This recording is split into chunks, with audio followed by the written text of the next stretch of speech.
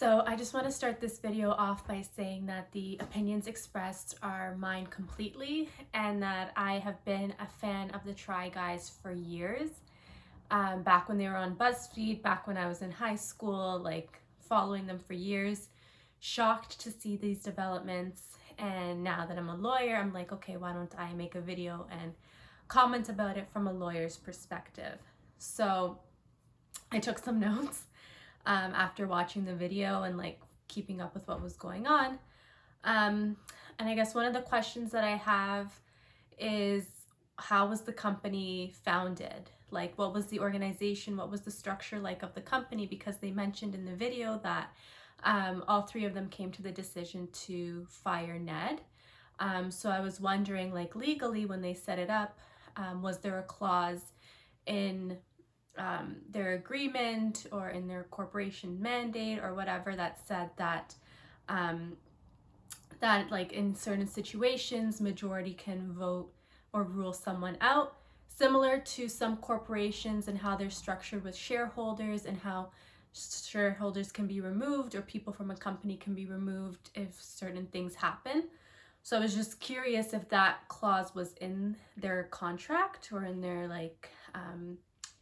when it was just originally formed, like what that looks like, because it was and has the essence of four people and the four guys and how they all add something to it. So I can't imagine, well, I mean, that's why you have lawyers who imagine every single bad situation that can happen, and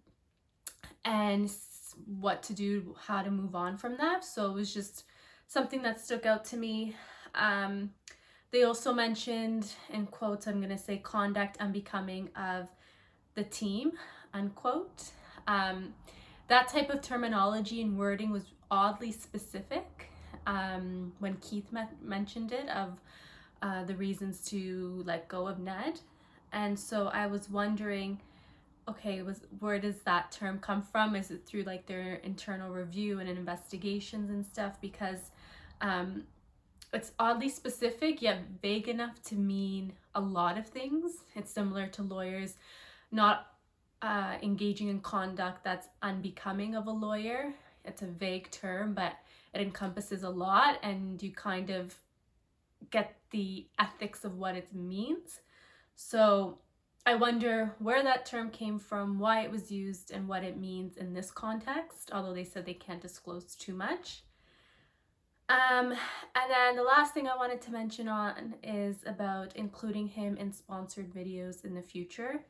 And that I wasn't surprised, because yes, of course, they're in agreements. Those agreements have to be abided to.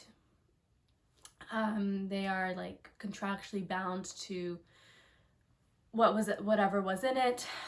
Getting out of those agreements would be way worse or way more of a hassle than what it would be worth to just include him in those videos and move on going forward without him. So I just wanted to give a quick wrap up about my thoughts on this.